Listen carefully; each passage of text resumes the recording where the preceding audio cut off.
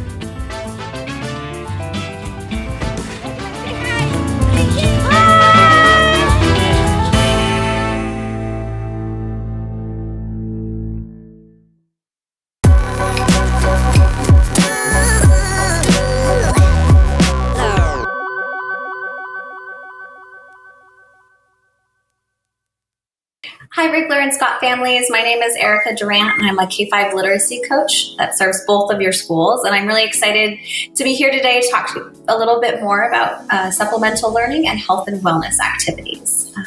Hopefully, you already saw the video series that has come out that your principal explained a little bit more about this distance learning model and perhaps even a video about the scheduling and how you might schedule your day to accommodate all three types of learning. So as a recap, you'll have three main types of learning: your teacher-led learning, that should all be directed by your teacher and activities sent out to you. And then there are these other two buckets of learning that are learning and supplemental activities and the health and wellness needs activities. Now that's a large portion of your day. That's between 3 and 5 hours depending on the grade level that you're in. And we know as a school, as teachers, that keeping children occupied in meaningful learning for 5 hours a day is really challenging. And so as a school, we really wanted to support families in making the best choices, families and students in making the best choices in these areas. So you will see a weekly one-page with ideas, all different things that you can be doing and completing with your student or perhaps your student on your own. And this should comprise the majority of your learning day. As I said, these are supplemental activities. They're meant to be done on top of the teacher-led activities, and they also should be seen as a menu of options. So it's not necessary for your child to complete this list in its entirety, but rather we want them to consider choice and interest. So things that they are already interested in are perhaps new passions or interests, new things that they can try and learn about. These should be able to be directed by the student, or if you have the luxury of time and are able to do some of these activities alongside your student, by a parent as well, or any other adult at home. There will be a variety. We know that right now your teachers are really focusing primarily on reading, perhaps writing, and math. And these activities will cover the other core subjects. And so these activities might cover science or social studies. They might cover your yoga or your PE, your art and music classes. There also might be some other play-based activities, virtual field trips, or other learning experiences that your students can have that are apart from your core academic subjects. But the majority of these activities can be done offline. Now, it's really important that we are providing these kinds of activities for our student because we really want them to have a well-rounded education. We know that learning and learning experiences at school especially are much more than just reading and math. And so these experiences will help give them that. We also know that not being in school every day, a lot of the physical movement and activity that your student is used to has decreased. And so there are activities in here that will help get them moving and think of creative new ways to get exercise, as well as release some emotional pressure and some emotional stress. Right now, collectively as a society, we're all a little bit heightened with fear, anxiety. Maybe in your family there have been some challenges, particular challenges or issues right now. And so there's a special section in each of the menus that covers mindfulness and how can we really manage our emotions at a heightened time. Additionally, this menu of activities will help reduce screen time. We know that it's not great for kids to be sitting in front of a computer screen all day long, and so these are activities that they can do apart from the screen. And lastly, we're really hoping that it sparks some interests or passions in your child, maybe things that they never knew before, and that we can really celebrate that new growth and learning when we all get back together. So in this video, we'll talk about the ways that you as a parent can support both before, during, and after engaging in these supplemental learning activities.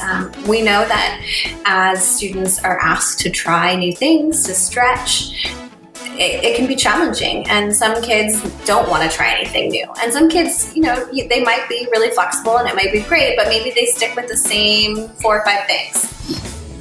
And so here are some tips, some ideas that you can take with you. I also want to say that this can be done flexibly. So we know, again, that not every parent has the luxury of time of being able to sit next to your child while they're doing these activities, or of being able to talk through or be an ear or support while they're working through this. And so you might consider, what does before look like? Does that look like immediately before, the day before, the morning of? Maybe you make a plan for the week and you talk them through this plan together. Maybe it looks like them doing it independently and you just check in or ask questions. Maybe it looks like along the way, maybe you have them write some tips or ideas down to help get them through challenging or frustrating parts. And then in that reflection piece afterwards, when does that happen? So really being flexible and choosing a path that makes the most sense for you and your family. So first, before, really getting your child to think about choice, making really good choices when it comes to these educational opportunities. We want to make sure that our students are getting a variety of activities, that they're not just sticking with the same 3 things that they really like, but that they're getting a little bit of everything. And so within that, one of the ways to help kids really try new things is by giving them some choices in that. So rather than saying, you will do this, you might say, here are 5 things. That would be a structured choice. Here are 5 things that I think are important to do. Choose 2 or choose 3. And so again, you're still giving them choice and autonomy, but you're not forcing them into one thing, the one thing that they don't want to do. If there is one thing in particular that you really feel like they need, that they're absolutely refusing, like for example, physical activity, you might connect it to some other interests. So maybe it looks like there's a jump rope option. And so maybe you might say, okay, we're going to go out and jump rope for a certain amount of time. And during that time, you get to choose the music that we listen to. That's one way that they might be more motivated to say yes. You might connect it to interests, like for example, if they just don't want to do art, that you might have them draw a picture. Maybe you deviate from the list a little bit, and maybe you have them draw something or create some sort of sculpture that connects to something they already love, like Minecraft or like boats. So really thinking, what is it that my child loves and how might I leverage that to try new things, for them to try new things? And then always celebrate them being flexible, celebrate them going out on a limb and trying something new, being vulnerable. Because we know as humans it is not easy, and we want to recognize the effort that our students are putting forth in this process.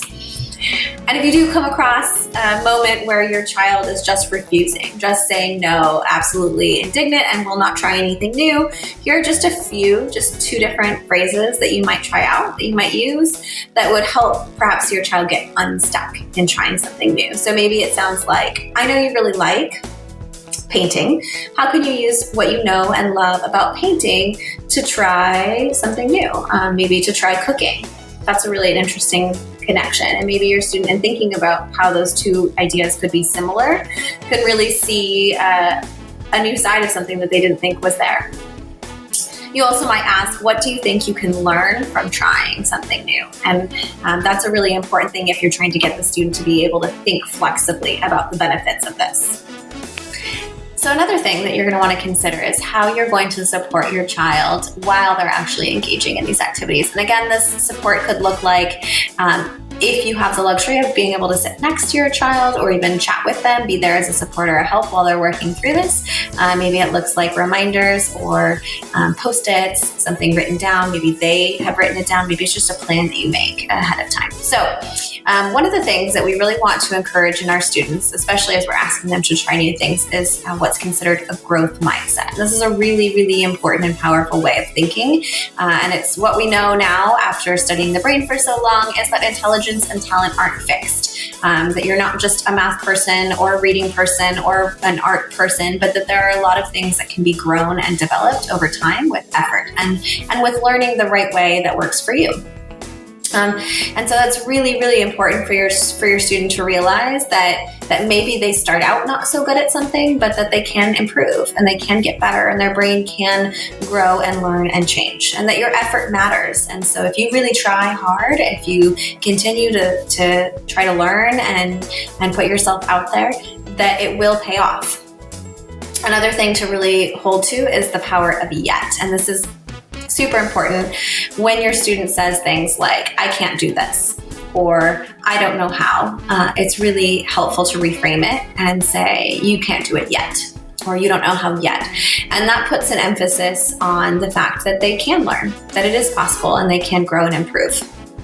And again, it's thinking about the process over the product, that the process, how we engage in that learning process, is much more important and much more valuable than whether or not they got the right answer or whether or not they completed things quickly. That we really want to focus on how they're engaging in this, what strategies they use, if they're continuing to be persistent, if they learn from their mistakes, and all of that is super important as we're considering trying new things.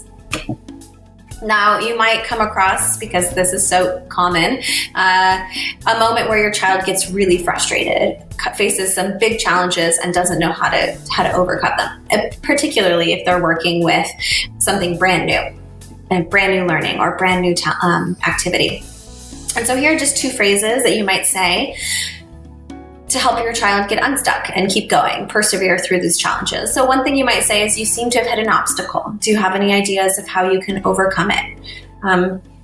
Sometimes they're capable of thinking of ideas, of solutions in the moment. Sometimes this conversation needs to happen maybe an hour later, maybe the next day. Maybe they need to walk away because the frustration is just too much for them to handle in that moment.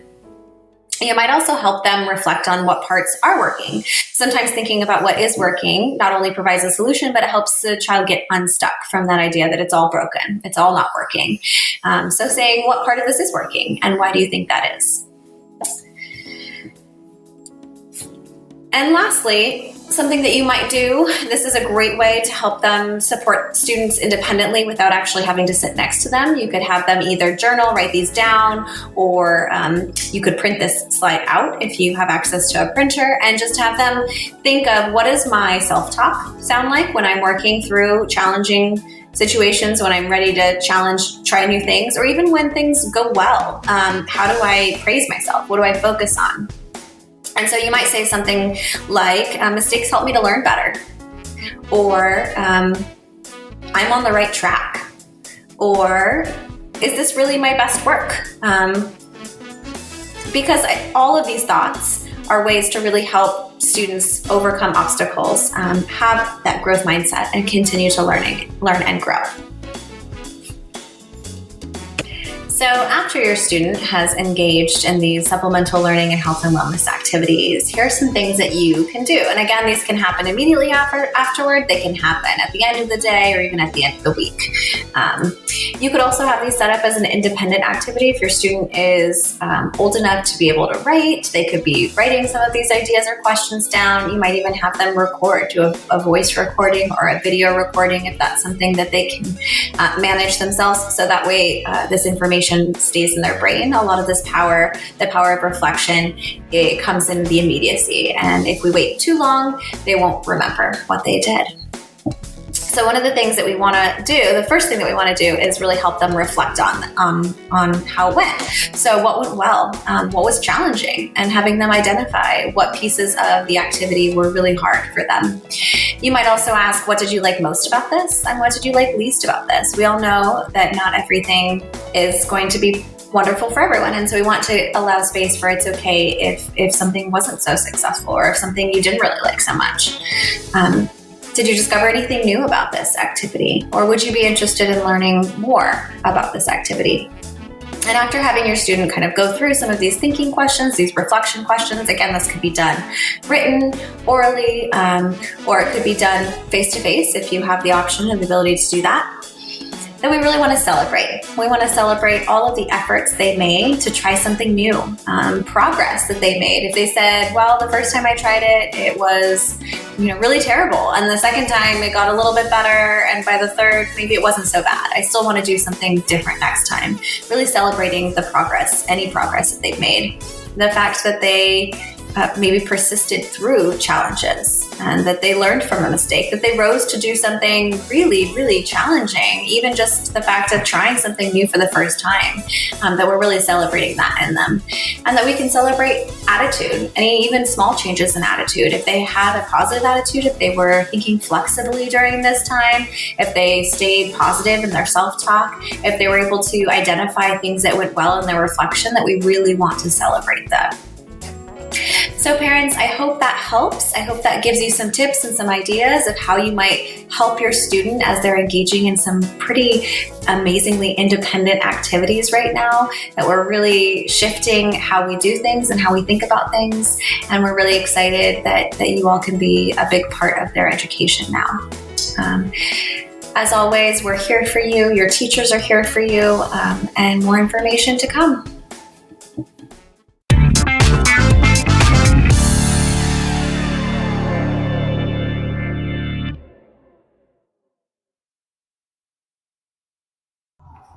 Hola Panteras! Hi Panthers! It's me, Mrs. Ansara, coming to you from my backyard. I hope everyone's doing well. I want to introduce you to my oldest daughter. Her name's Adalia. Hi! She is going to teach me how to do a Tik-Tok dance. So I hope that you are ready to learn along with us. So everybody get up and get some space. Here we go. Okay, here we go. Everybody up. Okay, we're doing it slow-mo first.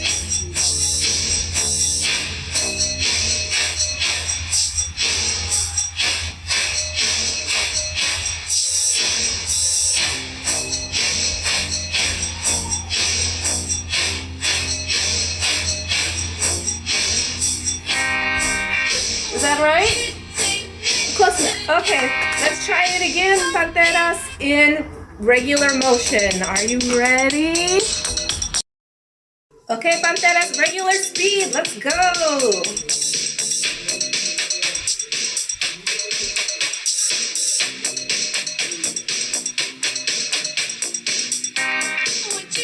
Okay, everybody have that? Okay, now let's try it again together. Everybody stay up.